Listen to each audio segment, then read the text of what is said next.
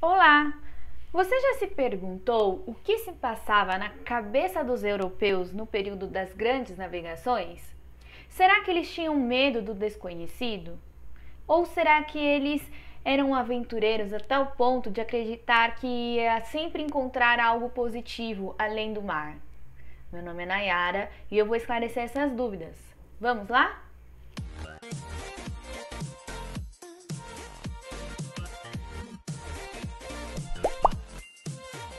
Bom, pessoal, antes de eu começar a falar sobre o assunto que eu irei abordar no vídeo de hoje, acho muito importante eu relembrar vocês que eu tenho dois vídeos gravados onde eu falo sobre o Brasil colônia. No primeiro deles, eu explico as motivações europeias para o início das grandes navegações que culminaram na colonização brasileira. E no segundo, as motivações econômicas portuguesas para colonizar o Brasil. Vou deixar o link deles na descrição do vídeo de hoje.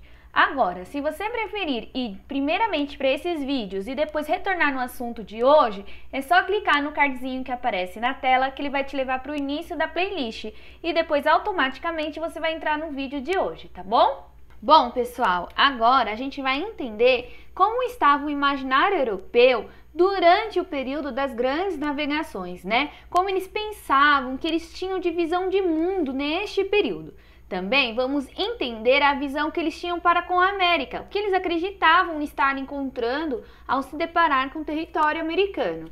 E também, principalmente, né, que é o foco dos nossos estudos, a visão portuguesa para a colônia americana, tá bom?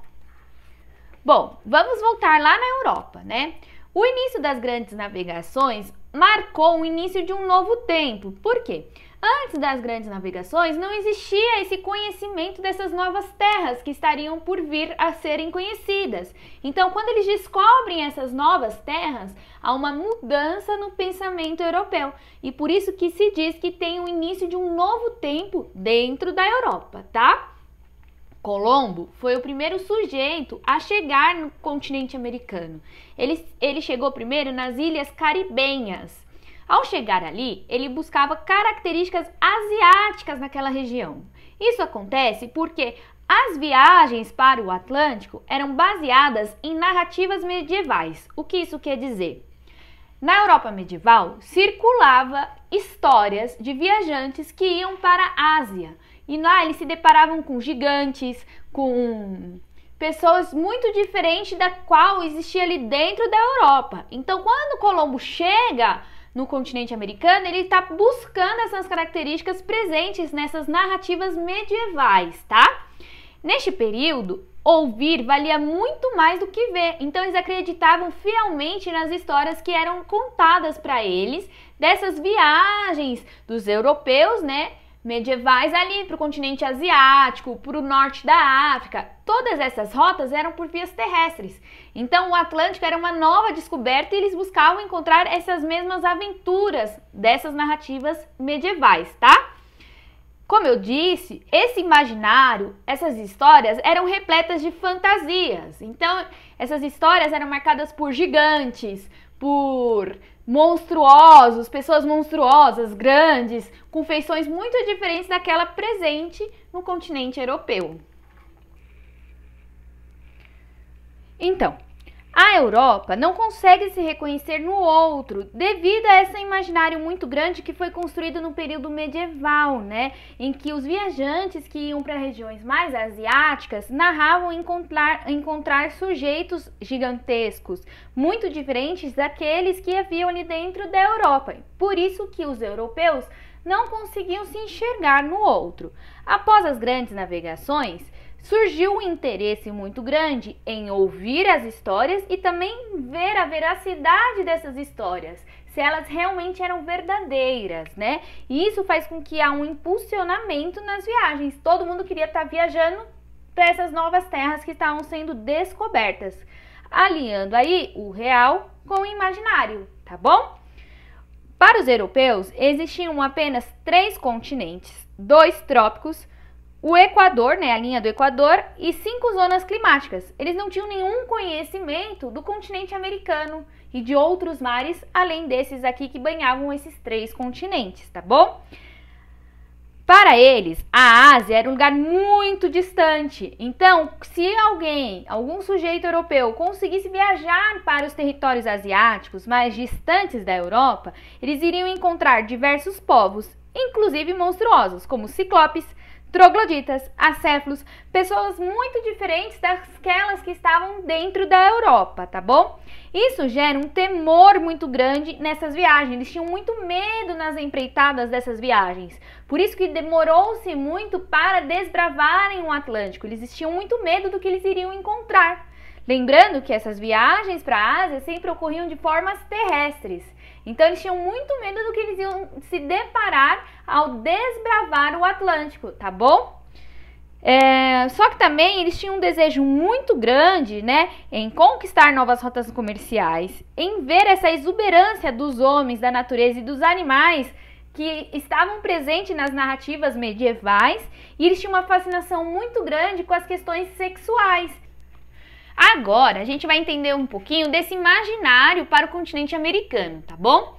Todo esse imaginário relacionado ao continente asiático, de que eles iam encontrar sujeitos monstruosos, rotas de mercadorias, os desejos sexuais, foi passado para o continente americano. Então, o imaginário asiático passa a ser o imaginário americano, tá bom? E aí, eles têm um interesse em desvendar esses mistérios, em conhecer essas novas culturas e povos que existiam aqui na América, tá bom? E aí, ele também, o europeu, para justificar as suas aventuras pelo Atlântico, eles buscam um paraíso terrestre, o famoso Jardim do Éden, né? Onde eles iriam viver em paz, tendo muita abundância e tudo mais, tá bom? Agora, a gente vai entender como era a visão dos portugueses para com a América Portuguesa, tá? Existiam duas principais visões com a América Portuguesa, tá? A primeira era defendida geralmente por pessoas mais religiosas, tá bom? E eles relacionavam esse território à demonização. Isso ocorria porque existia aqui muito pau-brasil que fornecia uma tinta avermelhada e essa cor remetia ao mal. Por isso que existe essa alusão entre o bem e o mal, onde o território que viria a ser o Brasil era considerado um território maligno, relacionado às coisas do mal, do demônio, né? Possessões demoníacas. Também, ao chegar aqui, eles se depararam com indígenas nus, né? Que não falavam a língua lusitana. Tudo isso faz com que crie esse imaginário demoníaco dentro do imaginário português, tá? Agora, a segunda e mais importante pra gente está relacionada à questão do paraíso, né?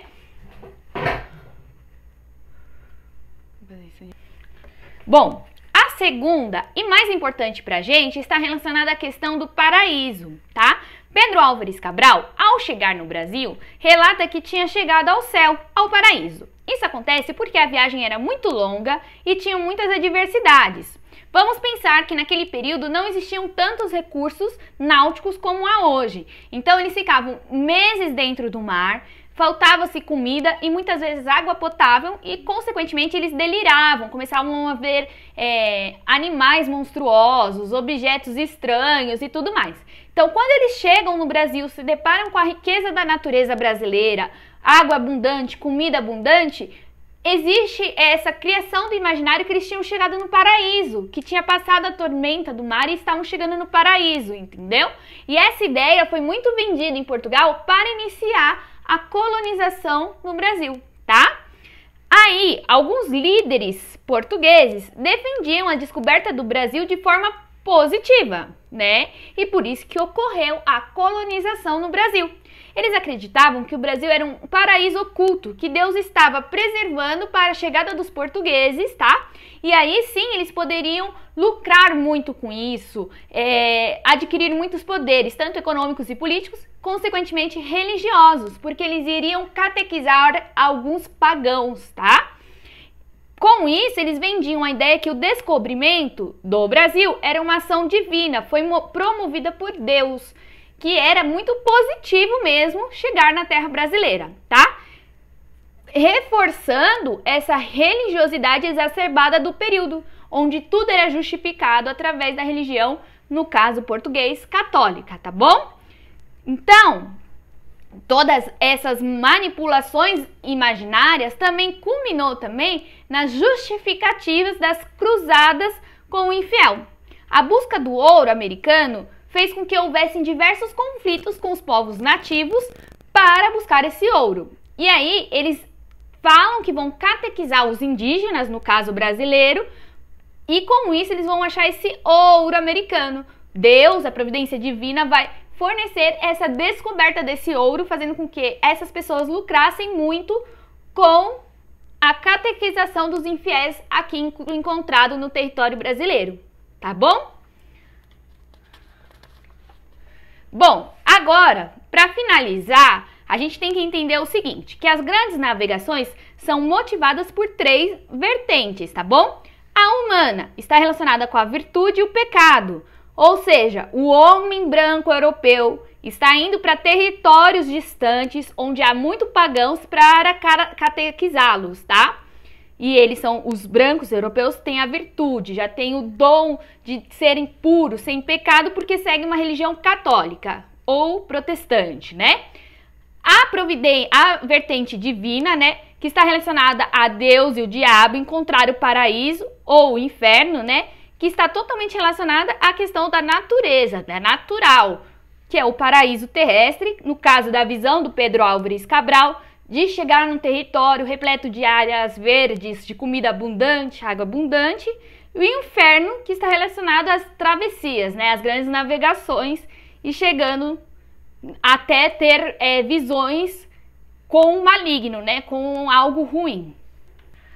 Bom, pessoal, eu irei voltar a falar sobre o Brasil colônia e também as questões do imaginário português com relação ao território brasileiro, mas vou deixar aqui como indicação 2 filmes. O primeiro deles é Caramuru, que mostra um pouquinho da chegada dos portugueses no território brasileiro de uma forma bem divertida, recomendo muito ele.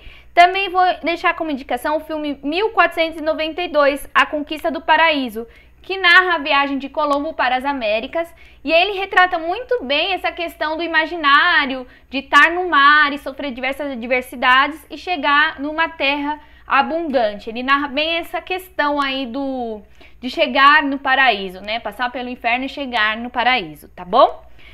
Vou deixar o link do trailer desses 2 filmes na descrição do vídeo.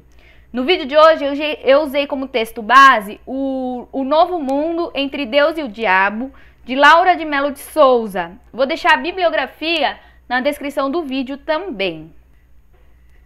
Se você gostou, deixa seu like, compartilha, comenta, porque dessa forma você me ajuda a aumentar a visibilidade do canal e mais pessoas têm acesso a esse conteúdo. Não se esqueça de se inscrever no canal para continuar acompanhando as novidades. Muito obrigada!